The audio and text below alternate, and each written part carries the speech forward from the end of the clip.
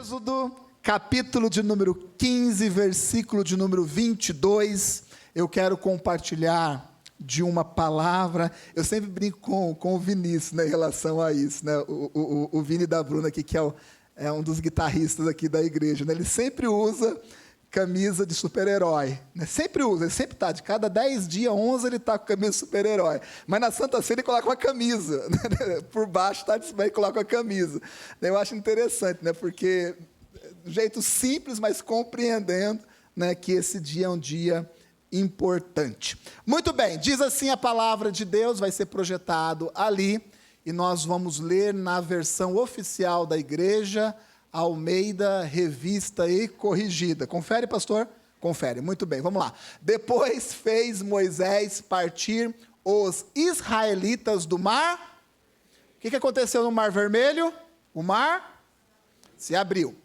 E saíram ao deserto de Sur. E andaram 3 dias no deserto e não acharam água. Então chegaram a Mara, mas não puderam beber as águas de Mara, porque eram amargas. Por isso chamou-se o seu nome Mara.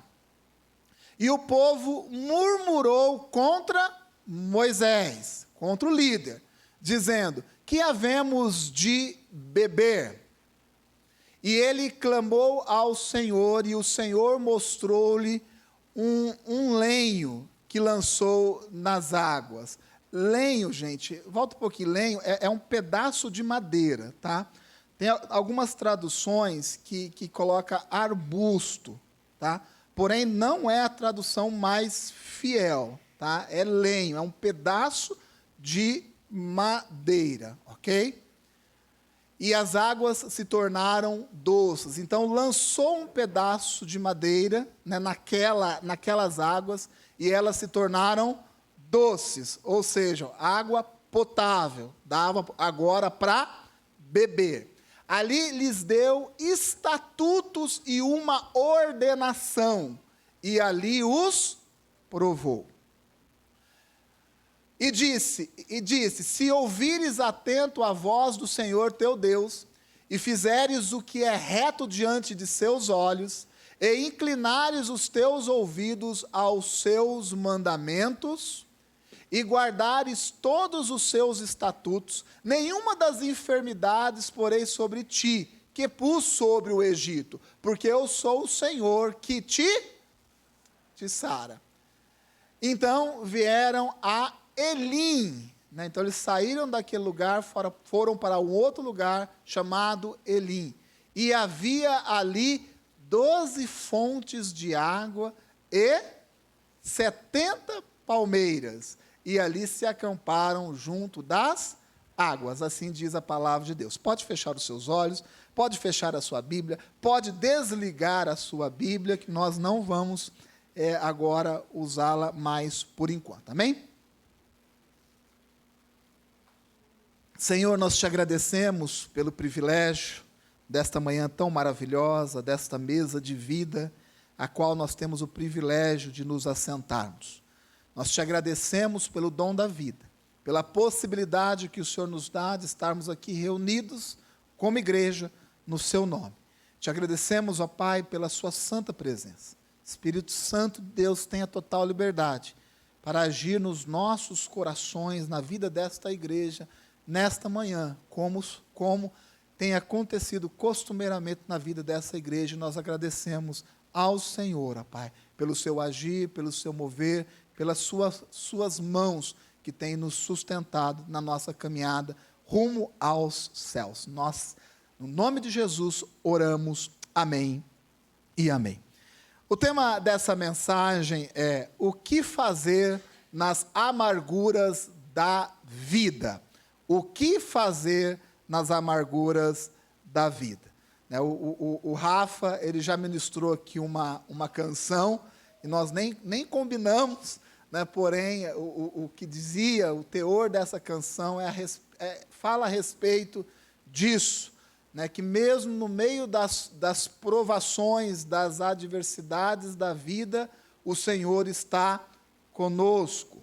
Pastor Giovanni ministrou na última quinta-feira para os homens uma ministração que faz muita referência em relação a isso, de sabermos lidar com os nãos, né? Porque a vida, ela, de vez em quando, quase sempre, né, nos dá um não. Não é desse jeito? Sim ou não? É, né? Às vezes você está buscando algo que você diz assim, vai acontecer, e infelizmente não acontece. Né? Eu me lembrei agora daquela corrida de Fórmula 1. Eu não sou muito de acompanhar nenhum tipo de esporte, nada disso pela TV, mas eu me lembro dessa corrida que o Rubinho, né, Rubinho Barrichello, ele estava ganhando a corrida. Se eu não me engano, ele corria para a Ferrari. Né? Então, ele já estava assim... Obrigado, professor João. Ele estava ganhando a corrida à frente, assim, já na reta final. Aí estava o nosso narrador brasileiro, Galvão Bueno, dizendo assim, agora sim, agora sim. E ele já estava... Quem se lembra disso? Ele já estava embicado na reta. E agora sim, agora sim, agora sim. E o Rubinho vindo para passar já na reta final ali. E aí ele desacelera, reduz, freia e deixa o seu parceiro de equipe passar e vencer a corrida. Quem lembra disso? E aí ele diz assim, agora não, agora sim, agora sim, agora sim, agora sim, agora sim, agora sim, agora sim, agora não. Eu me lembro como se fosse hoje. Né? E foi assim, muito interessante, né? Porque foi o presidente da equipe, né, que mandou ele frear para deixar o outro passar, né, para que a equipe tivesse mais chance, né, de ganhar o campeonato. Né? Mas eu me lembro da empolgação do narrador, né? Daquele jeito, assim, agora vai, agora sim, agora vai acontecer. E quando ele vê o carro desacelerando, freando, ele disse, agora não. A nossa vida também é desse jeito. Né? Nós temos que entender, né, que esse tipo de coisa acontece. Né? Aquele momento que você está embalado, que você está empolgado com as coisas, que você vê as coisas acontecendo, caminhando, e você diz, agora vai dar certo. Está tudo colaborando, está tudo beleza, e de repente acontece um fato e você fala assim, agora não. Agora sim, agora vai dar certo, mas acontece alguma coisa e você diz assim, agora não. Então, como vencer esse momento? Porque quem passa por isso, obviamente, né, fica amargurado, fica entristecido, não fica? Quem aqui já arrumou um emprego muito bom, com um bom salário, com uma boa carga horária, você diz assim, legal, esse salário vai dar certo, vai estar tudo beleza, olha, pastor, eu vou conseguir vir nos cultos, todos os cultos, porque é de segunda a sexta, né, das 8 às 5, está tranquilo, e beleza, aí você já senta com a mulher, faz as contas, né, com as crianças, tudo, em 1 ano vai estar tudo quitado, tudo beleza, olha, eu vou retomar para o ministério na igreja, porque agora tem tempo, eu vou poder ir no acampamento, você fala, agora sim, aí chega 30 dias depois, a empresa declina, e aí você é dispensado. Você fala, meu Deus, e agora? E agora? Acontece dentro da casa também, né? Nós estamos ainda aí numa unção do encontro de casais. A chapa está esquentando lá em casa. Vocês sabem que eu não passo números mentirosos. Eu não passo números estatísticos aumentados. Não é aqui Datafolha, não. O negócio aqui é verídico. Então, vem e você está ali, né, com a esposa, beleza, né, no love, tudo tranquilo, e caminhando nesse sentido, você fala, rapaz, agora eu já estou entendendo a minha esposa, eu vejo minha esposa se entendendo melhor comigo, as coisas estão caminhando, daqui a pouco surge um fato, né, e aí dá aquela confusão, e aí vem na sua cabeça o quê? Vem no seu coração que é a amargura, dizendo assim, agora sim, mas agora não. Todos nós estamos, né, sujeitos a esse tipo de coisa. Acontece dentro da igreja também. Nós aqui, os pastores da igreja, nós temos sonhos para a igreja, e trabalhamos para isso. nos esforçamos e nos esforçamos muito para isso.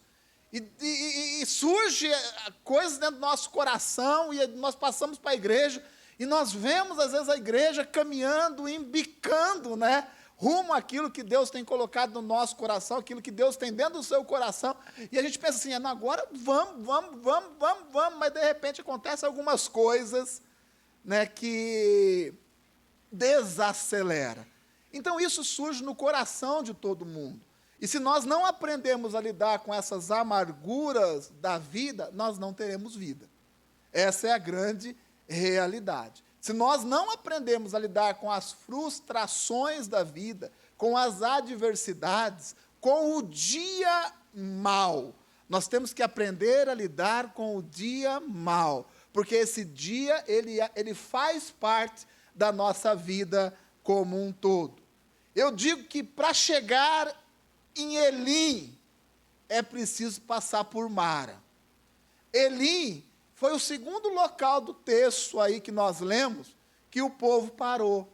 E Elim é um lugar bacana, gente. É um lugar que todo mundo quer estar. É um lugar que tinha no meio do... Imagina um lugar no meio do deserto, com 12 fontes de água. Quantas? 12. E dezenas e dezenas e dezenas de palmeiras. Você imaginou o que é isso do deserto? É um oásis. Todo mundo quer encontrar um lugar desse quando está passando para o deserto da vida. Mas o que eu tenho ensinado muito à igreja, é respeitar os processos da vida. Nós não podemos pular etapas na nossa vida. E nós temos que encará-las com toda a coragem, com toda a intensidade do nosso ser. Para chegar em Elim, existia um lugar chamado Mara. O povo tinha saído do deserto e faziam apenas 3 dias que eles tinham passado pelo Mar Vermelho a seco. A Bíblia diz isso. Quantos dias? 3 dias. Eles viram um milagre de Deus há 3 dias. Um mar se abrindo e eles passando a seco. E começaram agora ali a trajetória pelo deserto. E 3 dias pelo deserto dá sede, não dá? Dá sede. E eles começaram a procurar por água. E aí eles chegam nesse lugar, e nesse lugar tinha o quê? Água. Né? E eu sei que muitos naquela época devem ter olhado e falado assim, graças a Deus, agora vai, agora vai. Saímos lá do Mar Vermelho. Né? Olha, Deus está com a gente. Já aguentamos 3 dias agora sim. Agora sim. E quando provaram a água, agora não. Percebe que isso não é uma realidade só do povo de hoje?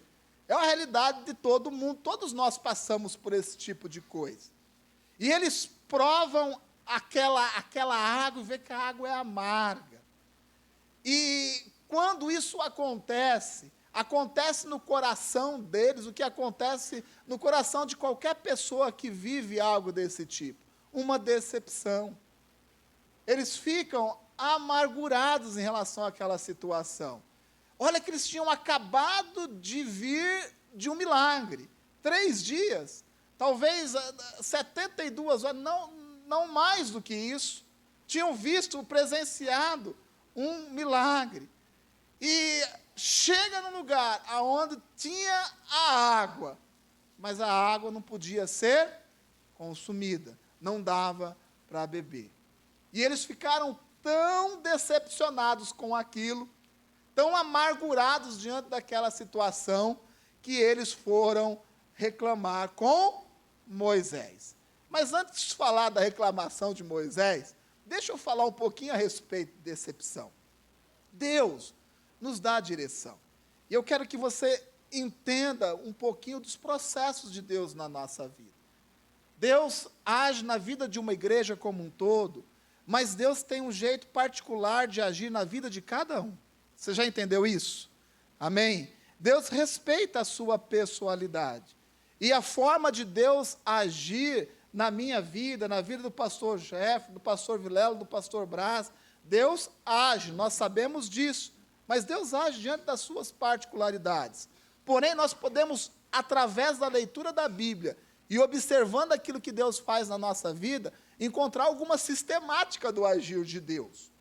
E nós vemos aqui um povo que recebeu uma palavra profética de Deus. Vocês não vão mais ficar na situação de escravos no Egito. Deus levanta um líder, gente, chamado Moisés.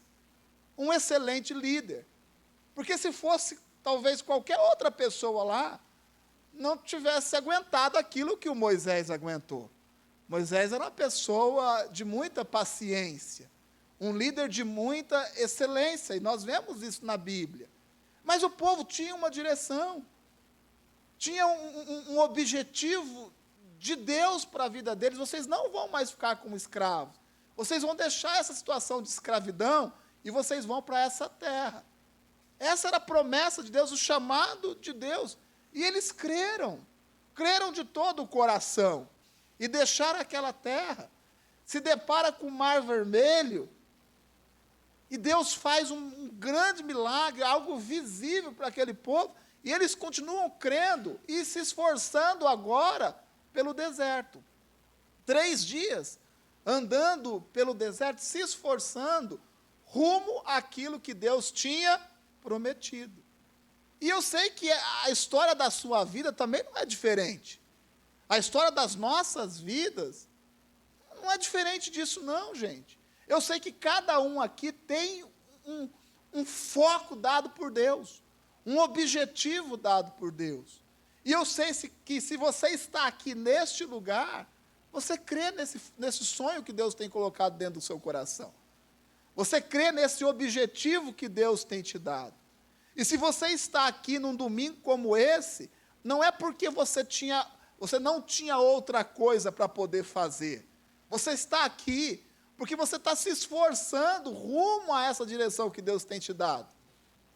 Eu sei que se você faz parte dessa igreja, cultua a Deus, vem aos cultos, vai para o acampamento, vai para o encontro de mulheres dia 3, vai para os nossos encontros no final do mês. Se você tem feito isso, eu sei que você tem feito porque você crê, e que você também tem se esforçado para isso. Eu não tenho dúvida disso. Mas mesmo quando nós cremos e nos esforçamos, a decepção pode vir. E o que acontece com cada um de nós é exatamente isso. Nós temos uma dificuldade de compreender e entender que essas decepções, e junto com a decepção a amargura, faz parte também do trajeto. Ai, pastor, mas olha, eu estou fazendo tudo certinho. Eu estou fazendo tudo certinho. Olha, eu estou indo na célula, eu estou indo no discipulado, eu estou orando, eu me conecto aqui na sala de oração, amém? Estou orando. Sabe, eu estou vindo no culto, pastor, estou participando, estou fazendo. Eu creio na promessa, na sua promessa para a minha vida. Eu sei que a oração de muitos é desse jeito. Eu creio, estou me esforçando. Mas por que isso está acontecendo comigo? Porque mesmo diante de todo esse esforço que eu estou tendo, isso acontece comigo. Né? Porque mesmo eu sendo dizimista, um ofertante, rala o carro, queima a geladeira. Né? O Giovanni estava pensando que em casa também as coisas acontecem em ondas, né? É impressionante, né? Queima o portão, estraga o negócio, é em ondas, né? Acontece, gente. Isso faz parte do trajeto. Para quem quer chegar em Elim, você tem que entender que você vai ter que passar por Mara. Agora, o que não pode, e é o que muito acontece, e acontece com muitas pessoas, nós cremos, nos esforçamos, nos lançamos no desafio que Deus nos dá.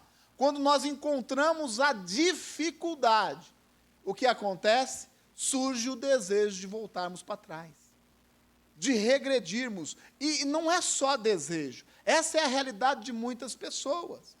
Se nós tivéssemos dentro dessa igreja, 50% das pessoas que ao longo dos 26 anos da igreja, né, passaram aqui por esse espaço, só 50%, eu acho que não caberia nem aqui, nem no nosso espaço lá.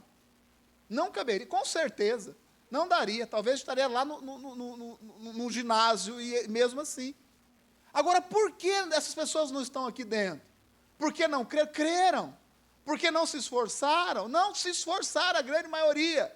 Mas sabe por que não permaneceram? Porque quando chegou em Mara, não entendeu que aquele lugar também era um lugar de aprendizado. Que aquele lugar, que aquela dificuldade também fazia parte do caminho. Meu irmão, eu quero dizer algo para você, eu sei que você já me entendeu, mas deixa eu reforçar um pouquinho. Na caminhada com Deus, nós vamos enfrentar lutas. Parece a coisa mais simples de se entender. E eu sei que isso não é novidade para você. Mas eu quero lhe dizer, não estou lhe amaldiçoando, não. Eu só estou lhe preparando, eu estou lhe dizendo que até os céus, essa terra prometida que Deus tem para nós, essa nova Jerusalém, até chegarmos neste lugar, essa caminhada vai ter lugares chamados Mara, vai ter as amarguras, vão existir as decepções, e nós temos que aprender a lidar com elas. Porque se nós não aprendermos a lidar com essas decepções, nós não vamos permanecer no caminho. Vai surgir o desejo de voltar para trás. Vai surgir o desejo de retornar para o Egito. Porque ao longo dessa caminhada, não é por uma vez, não, por várias vezes, nós vemos o povo falando o quê? O que será da gente? Por que Deus? Por que Moisés nos trouxe para esse deserto? Para morrer, e aí eles ficavam voltando à memória, né, retroagindo o pensamento, voltando lá no Egito. Lá no Egito tinha panela de carne, tinha uma panela de carne, onde nós nos sentávamos e todos comiam. Lá tinha picanha, para ser mais atualizado. Lá tinha cebola, alho, tinha todas essas coisas. E agora nós estamos... Gente, quantos dias fazia que eles tinham visto o milagre do Mar Vermelho? 3 dias. 3 dias. E eles estavam novamente com a sua cabeça voltada lá para o passado. E lógico, quando nós lemos, nós criticamos. Como que um povo que viu um milagre, viveu um milagre desse, pode voltar, querer voltar para a velha vida de escravidão? Pode. Pode, porque nós vemos milagres. O maior milagre que pode acontecer na vida de uma pessoa, sabe qual é? É o milagre da salvação. É o maior milagre que pode acontecer na vida de uma pessoa, ela compreender Jesus, aceitar e ser salva. E as pessoas vivem esse maior milagre, o maior milagre que pode existir na sua vida, e volta, gente, e volta. Gente que, sabe, nas redes sociais, até pouco tempo atrás, Jesus é meu Senhor, Jesus é meu Salvador, né? E colocava foto, acampamento, estou aqui no culto de jovens, estou aqui no acampamento, estou no culto.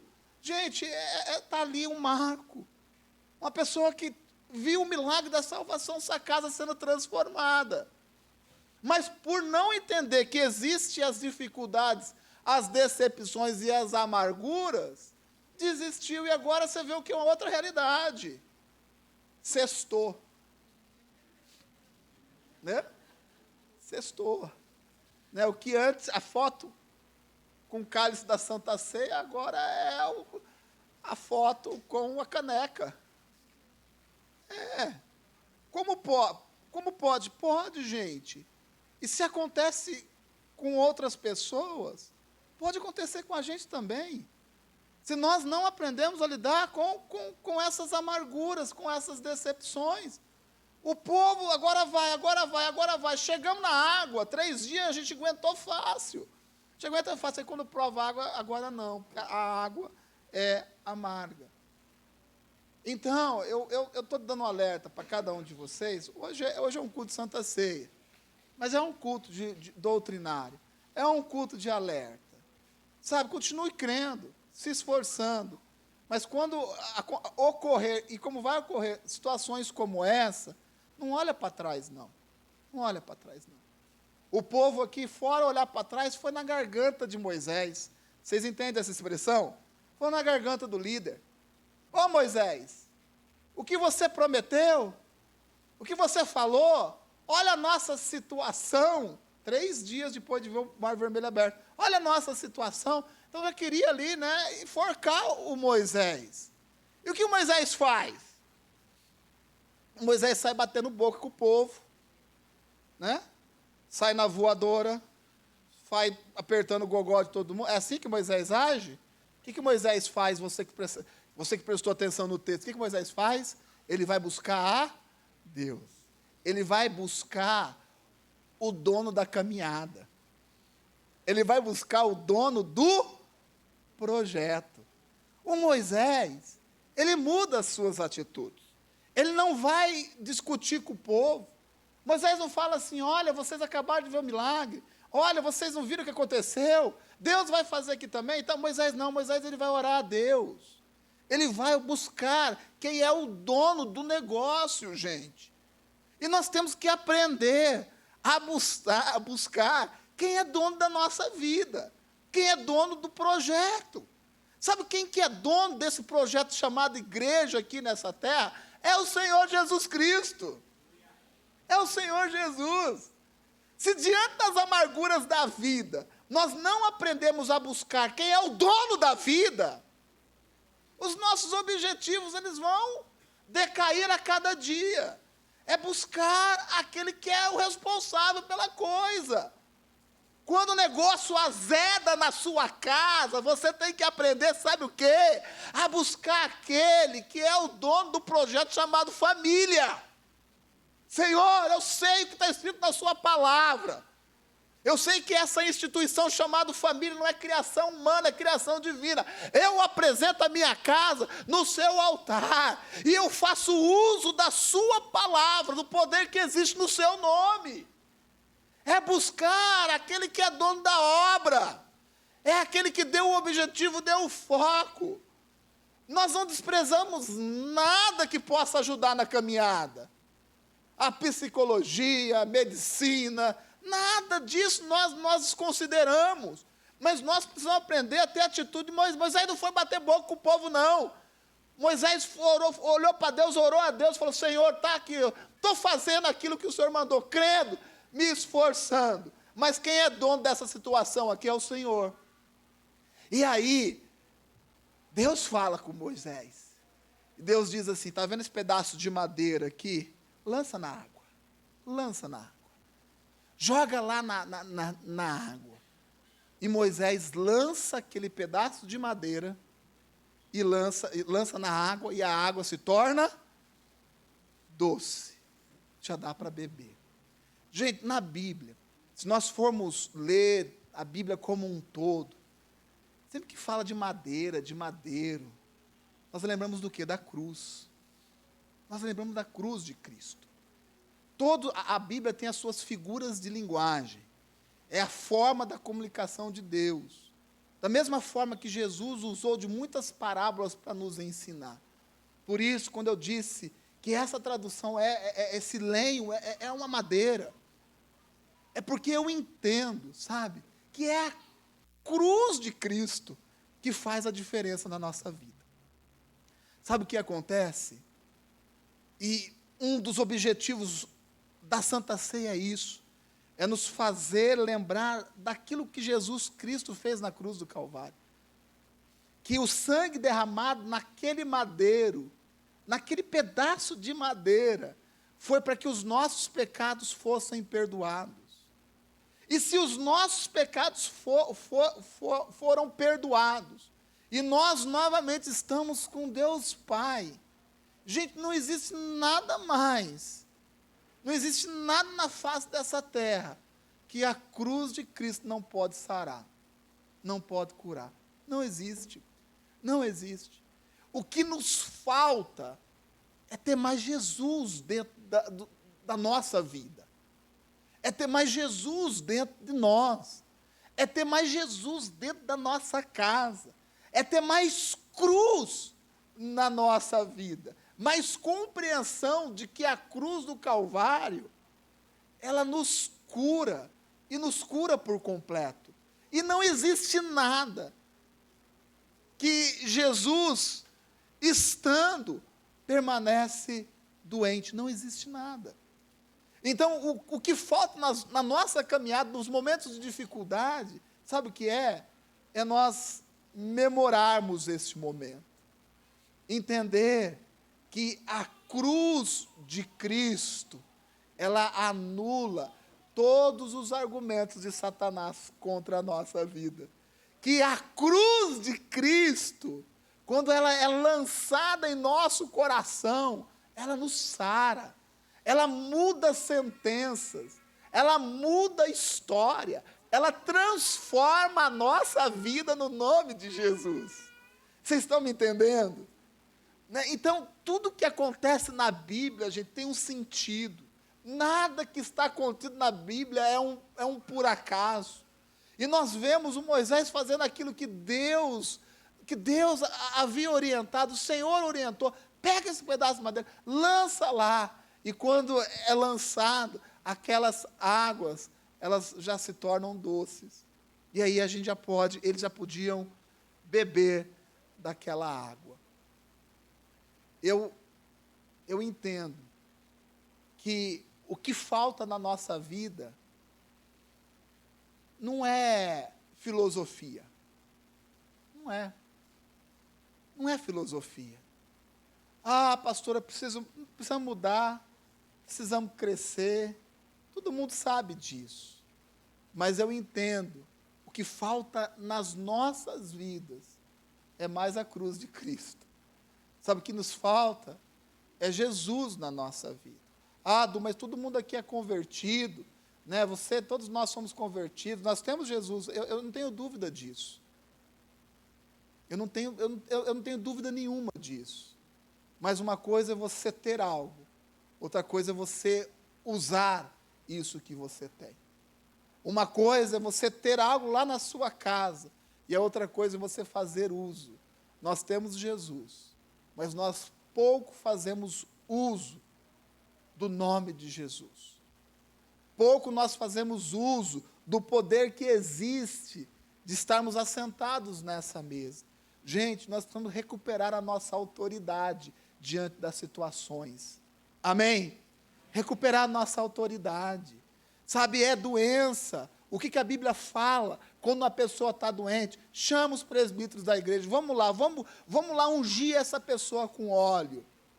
Mas isso não é prática religiosa, é princípio bíblico. E a gente coloca a mão na cabeça da pessoa, ora, intercede, a pessoa é curada. Isso não é para antigamente, isso é para agora. Isso é para agora. Quando a amargura chegar, a decepção chegar, nunca se esqueça que o dono do projeto está junto com a gente, que o dono da caminhada está junto com a gente. Quando a doença bater na sua porta, meu irmão, faça uso do nome de Jesus, da cruz do Calvário. Quando nessa situação aperta, complica, em todos os sentidos da sua vida, clame a Jesus. Faça uso do nome de Jesus. Ah, eu já acertei com o gerente do banco.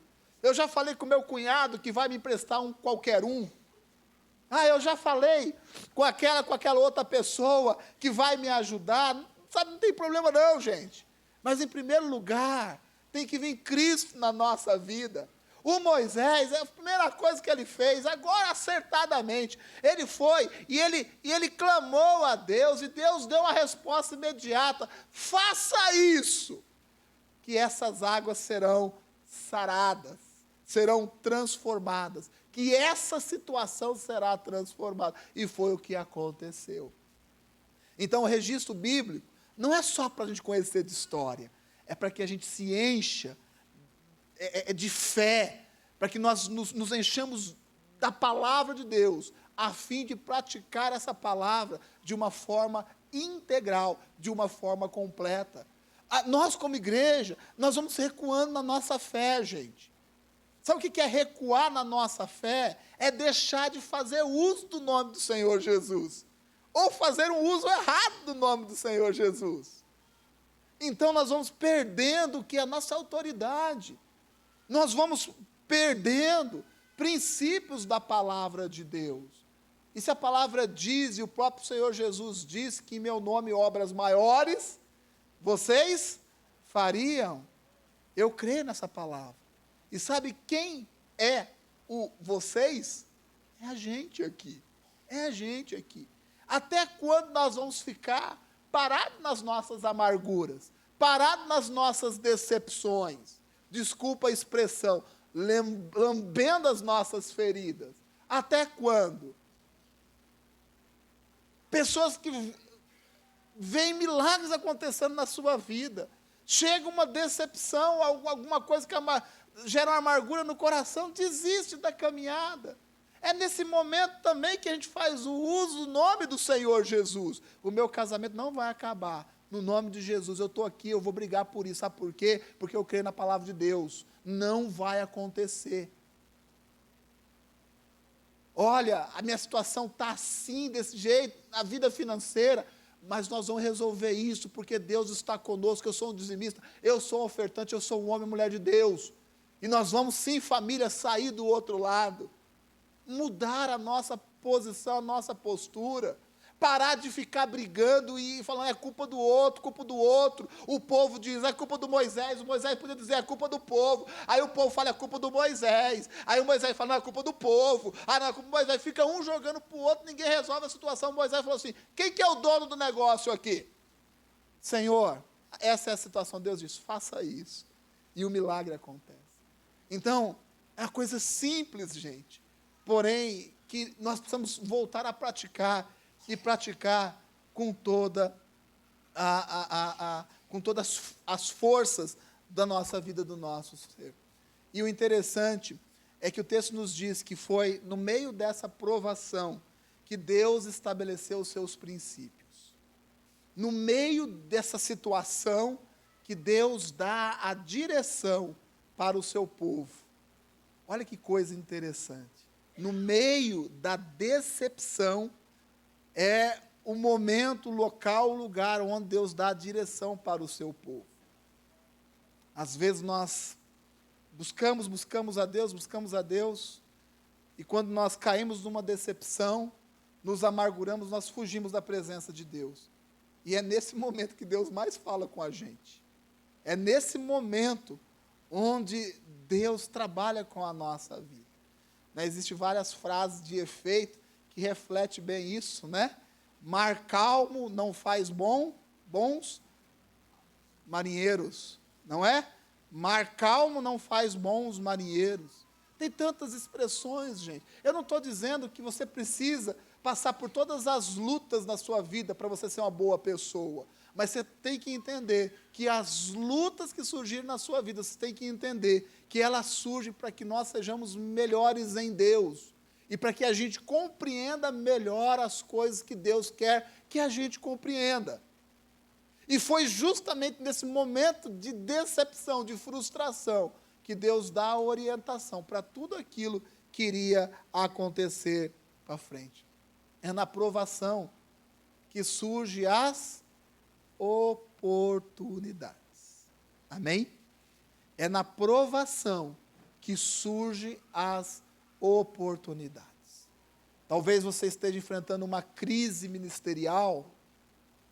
É nessa crise, talvez na amargura do seu coração, onde vai surgir as oportunidades de você ser uma pessoa diferente. Pode ser que você esteja passando uma crise na sua casa, com os seus filhos, marido com mulher. É nesse momento de decepção, por mais que você tenha lutado para fazer certo, mas eu creio que é nesse momento de decepção que Deus nos dá a direção. É no meio dessas decepções que são geradas oportunidades. Sabe, tem gente, cara, que a melhor coisa que pode acontecer na vida dessa pessoa é ser mandado embora. É assustador isso, não é? Mas é uma realidade. Tem pessoas, sabe, que a melhor coisa que pode acontecer na vida profissional dela é ela ser mandada embora. Para entender que na provação vai surgir novas oportunidades. Às vezes a pessoa insiste, fica insistindo. E aí no momento da provação que a pessoa se reinventa. que faz diferente. Eu gosto muito de falar, já falei aqui a respeito de uma empresa chamada Eternit. Acho que já falei aqui já. Eternit fabricava telha. E telha de amianto. E o amianto foi proibido. E a Eternit era uma empresa que trabalhava principalmente telha. Você falava em telha, era isso. E proibiu. E aí? Essa empresa ela foi caindo. Entrou um novo presidente, um presidente que, louco, para aceitar um emprego de presidente de uma empresa cujo principal produto deixa de existir, reinventou a empresa, produziu coisas diferentes, com novas tecnologias, colocou a empresa para outros setores, e hoje é uma das empresas que mais cresce no país, uma das que mais recebe capital estrangeiro. Gente, as decepções podem gerar grandes oportunidades para a nossa vida, grandes oportunidades. Eu já contei aqui o meu testemunho, quando eu trabalhava, logo no começo da minha carreira profissional, que abriu uma empresa muito maior do que a empresa que eu trabalhava, começou a contratar todo mundo e pagar mais. Todo mundo. E eu não. E foi todo mundo. Foi indo, um atrás do outro. Aí meu chefe foi embora. Foi trabalhar também. Aí chegou o diretor da empresa, olhou, basicamente tinha eu, falou assim, olha, se não tem chefe serás. Primeiro cargo do chefe foi desse jeito. E eu decepcionado, amargurado, me sentindo ninguém. Porque todo mundo lá ganhando mais, bonito, na empresa grande. E eu ali, só eu. Agora você é chefe. Eu falei, tudo bem, chefe de quem? Vamos começar por aqui, né? Achei muito interessante essa história, sabe? Fiquei decepcionado, fiquei amargurado. Como pode, né? Como pode? Crente. Deus coloca como cabeça, não como cauda. A gente lembra todas essas coisas, não lembra? Né? E aí aconteceu, a empresa faliu. Aquela empresa quebrou. Né? E aí eu comecei a recontratar as pessoas que tinham saído. Né? Inclusive, o que era meu chefe, que era chefe do meu chefe. Ficou tudo debaixo da minha supervisão. Aí eu me senti chefão. Aí eu me senti, não, eu não sou assim, não. Mas deu vontade, estou brincando. Aí, gente, era engraçado, sabe por quê? Porque eu tinha 20 anos, 21 anos de idade, e eu era chefe de pessoas, assim, que tinha de profissão mais do que eu tinha de idade. Um dia a Adra foi no meu serviço, e aí a Adra olhou as pessoas, ela falou assim, você é chefe desse pessoal aí? Eu falei, eu sou, né? Ela falou, mas o pessoal é antigo, é tudo velho aqui mesmo.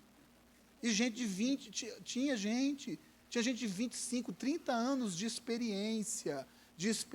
Eu tinha 20, 22 anos de idade, 23 anos. Nem formado eu era ainda. Estava me formando ainda. E aí, aí a Adra foi um dia lá, eu novinho, né? Tinha até cabelo. Ela olhou, você lembra disso, Dri? Né? Na Pacaembu ali ainda, no escritório, na frente do Pacaembu, muitos anos atrás, a Adra foi, olhou assim e falou assim, sou eu, seu futuro marido, chefão aqui. Entendeu, né? Gente, mas a decepção, a amargura. Eu poderia ter ficado revoltado, ter falado assim, eu pedi a conta também disso aqui. Vou voltar para Campinas. Não, gente, fiquei triste. Triste, como o povo ficou amargurado. Saímos de lá, agora nesse deserto, agora até a água é amarga. Fica amargurado mesmo, gente. Mas quando a gente vai buscar o dono da obra, o dono da caminhada, as coisas mudam. Quando a gente traz Cristo para a nossa vida e confia de todo o coração, as coisas mudam. As provações se transformam em grandes oportunidades. E eu ligo um pouco essa palavra com a palavra do pastor Giovanni. Às vezes um não é a melhor coisa que pode acontecer na nossa vida. Às vezes um não é a melhor coisa que pode acontecer na nossa vida, por mais que doa. E eu encerro essa ministração afirmando duas coisas. Primeiro, que Deus cura. Amém?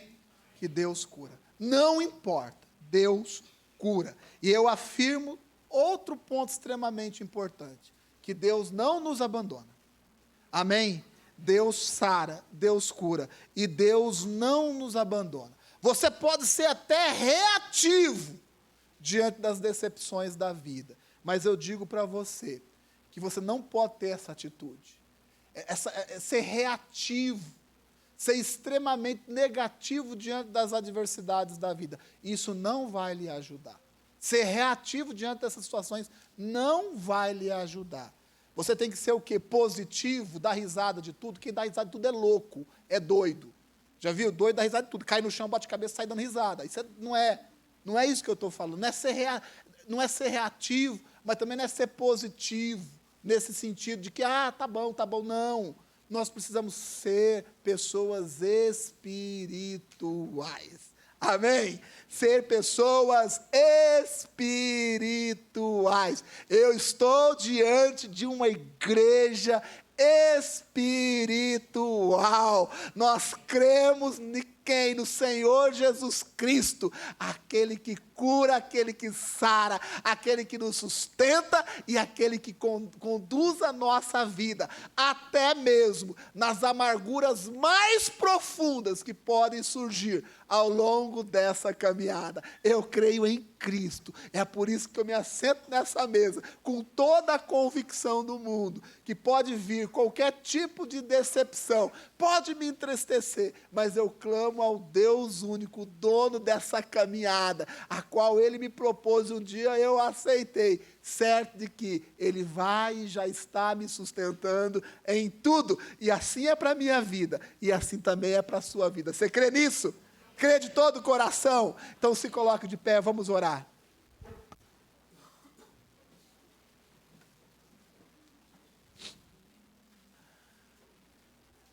Feche os seus olhos todos agora.